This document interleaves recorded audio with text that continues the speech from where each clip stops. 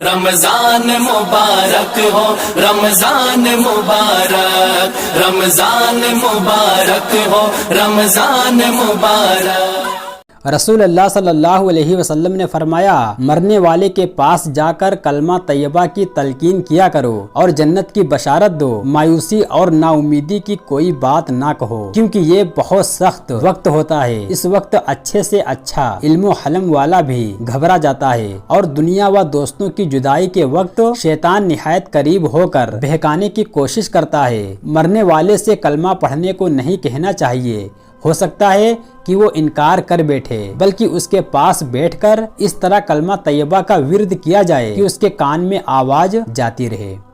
حضرت عبداللہ بن عمر رضی اللہ تعالیٰ عنہ روایت کرتے ہیں کہ رسول اللہ صلی اللہ علیہ وسلم نے فرمایا کہ سب سے پہلے زمین پھٹ کر مجھے ظاہر کرے گی، پھر ابوبکر اور عمر قبروں سے ظاہر ہوں گے، یعنی نکلیں گے، پھر میں جنت البقیع قبرستان جاؤں گا، لہٰذا وہ قبروں سے نکل کر میرے ساتھ جمع کر دیے جائیں گے، پھر میں مکہ والوں کا انتظار کروں گا حتیٰ کہ وہ بھی قبروں سے نکل کر میرے ساتھ ہو جائیں گے، پھر میں حرمین والوں کے درمیان میدان محشر میں جمع ہو جاؤں گا۔ جو لوگ قبروں میں دفن ہیں، مسلم ہوں یا کافر، وہ تو دوسری مرتبہ سور کی آواز سن کر قبروں سے نکل کھڑے ہوں گے، اور جو لوگ آگ میں جلا دیے گئے یا سمندر میں بہا دیے گئے یا جن کو درندوں نے پھاڑ کر کھایا تھا، ان کی روحوں کو بھی جسم عطا کیا جائے گا، اور لامحالہ وہ بھی میدان محشر میں حاضر ہوں گے۔ حضرت یحییٰ بن معاذ رضی اللہ تعالیٰ عنہ فرماتے ہیں کہ آدمی بیچارہ جتنا تنگ دستی سے ڈرتا ہے، اگر جہنم سے اتنا ڈرے تو سیدھا جنت میں جائے گا۔ حضرت عائشہ رضی اللہ تعالیٰ عنہا نے فرمایا کہ رسول اللہ صلی اللہ علیہ وسلم سے سنا کہ قیامت کے روز لوگ ننگے پاؤں، ننگے بدن اور بے ختنہ جمع کیے جائیں گے۔ میں نے عرض کیا، یا رسول اللہ، کیا مرد عورت سب ننگے ہوں گے اور ایک دوسرے کو دیکھتے ہوں گے؟ اگر ایسا ہوا تو بڑے شرم کا مقام ہوگا۔ اس کے جواب میں نبی صلی اللہ علیہ وسلم نے فرمایا، اے عائشہ، قیامت کی سختی اس قدر ہوگی اور لوگ گھبراہٹ اور پریشانی سے ایسے بدحال ہوں گے کہ کسی دوسرے کی طرف دیکھنے کا دھیان ہی نہ ہوگا۔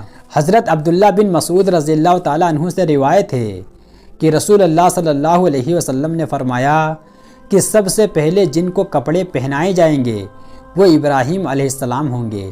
اللہ تعالیٰ فرمائیں گے، میرے دوست کو پہناؤ۔ چنانچہ جنت کے کپڑوں میں سے دو باریک اور نرم سفید کپڑے ان کو پہنانے کے لیے لائے جائیں گے، ان کے بعد مجھے کپڑے پہنائے جائیں گے۔ سور پھونکے جانے سے نہ صرف انسان مر جائیں گے بلکہ کائنات کا نظام ہی درہم برہم ہو جائے گا، آسمان پھٹ جائے گا اور ستارے جھڑ جائیں گے اور بے نور ہو جائیں گے، چاند سورج کی روشنی ختم ہو جائے گی، زمین ہموار میدان بن جائے گی اور پہاڑ اڑتے پھریں گے۔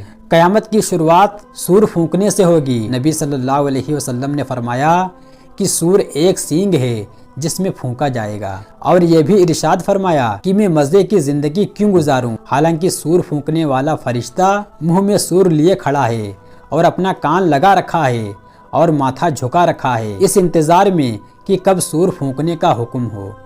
رسول اللہ صلی اللہ علیہ وسلم نے فرمایا کہ البتہ قیامت ضرور اس حالت میں قائم ہوگی کہ دو شخصوں نے اپنے درمیان خرید و فروخت کے لیے کپڑا کھول رکھا ہوگا اور ابھی معاملہ طے کرنے اور کپڑا لینے بھی نہ پائے گا کہ قیامت قائم ہو جائے گی۔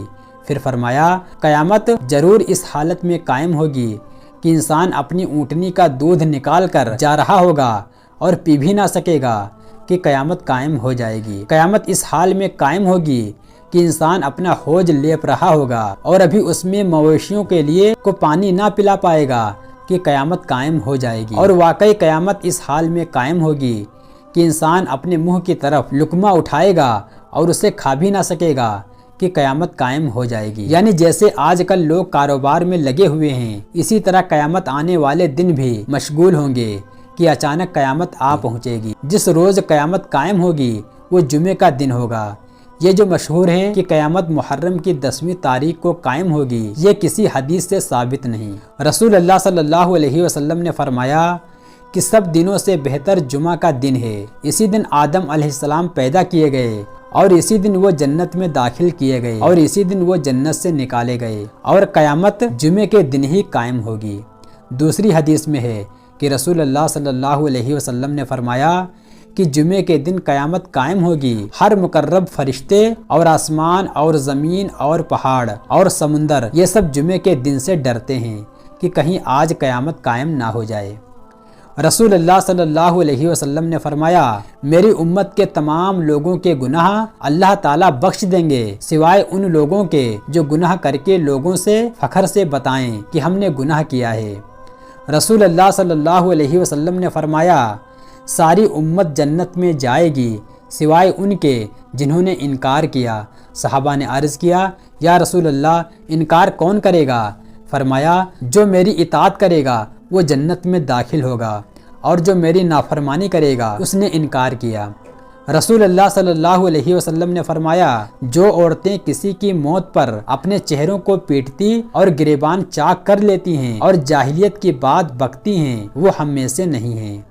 رسول اللہ صلی اللہ علیہ وسلم نے فرمایا، قیامت کے دن سورج اور چاند دونوں تاریک یعنی بے نور ہو جائیں گے۔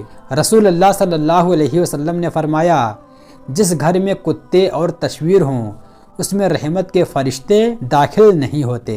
رسول اللہ صلی اللہ علیہ وسلم نے فرمایا، بخار جہنم کی بھاپ کے اثر سے ہوتا ہے، اسے پانی سے ٹھنڈا کر لیا کرو۔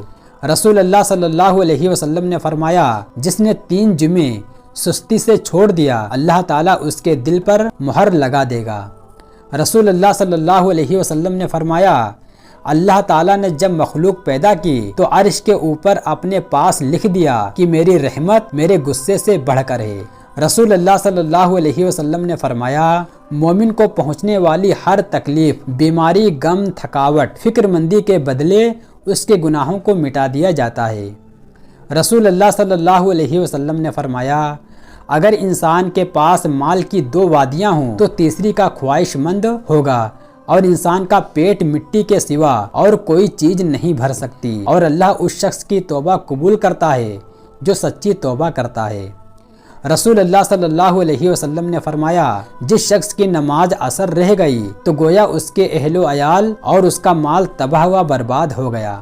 رسول اللہ صلی اللہ علیہ وسلم نے فرمایا، تباہ کر دینے والی چیز اللہ کے ساتھ شرک کرنا ہے، اس سے بچو، اور جادو کرنے کرانے سے بھی بچو۔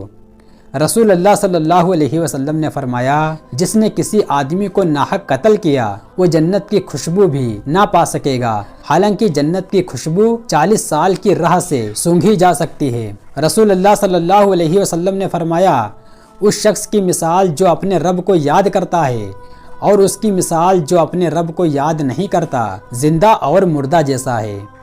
رسول اللہ صلی اللہ علیہ وسلم نے فرمایا، ان تصویروں کو بنانے والے پر قیامت میں عذاب ہوگا اور ان سے کہا جائے گا کہ تم نے جو بنایا ہے اسے زندہ بھی کرو۔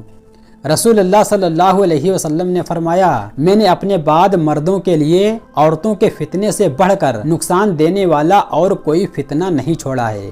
رسول اللہ صلی اللہ علیہ وسلم نے فرمایا، اللہ تعالیٰ اس بندے مومن کو پسند کرتا ہے جو آزمائش میں مبتلا ہونے کے بعد توبہ کر لے۔ رسول اللہ صلی اللہ علیہ وسلم نے فرمایا، اگر لوگوں کو تنہا سفر کرنے کی ان خرابیوں کا علم ہو جائے جو مجھے معلوم ہے تو کوئی سوار تنہا ایک رات کا بھی سفر نہ کرے۔ رسول اللہ صلی اللہ علیہ وسلم نے فرمایا، اگر تم گناہ کرو یہاں تک کہ تمہارے گناہ آسمان تک پہنچ جائیں پھر تم توبہ کرو تو اللہ تعالیٰ ضرور تمہاری توبہ قبول کرے گا۔ رسول اللہ صلی اللہ علیہ وسلم نے فرمایا، اگر میں اپنی امت کے کسی فرد کو اپنا ذاتی دوست بنا سکتا تو ابو بکر کو بناتا، لیکن وہ میرے دینی بھائی اور میرے ساتھی ہیں۔ رسول اللہ صلی اللہ علیہ وسلم نے فرمایا، جو شخص مسجد میں صبح شام بار بار حاضری دیتا ہے تو اللہ تعالیٰ جنت میں اس کی مہمانی کا سامان کرے گا، وہ صبح شام جب بھی مسجد میں جائے۔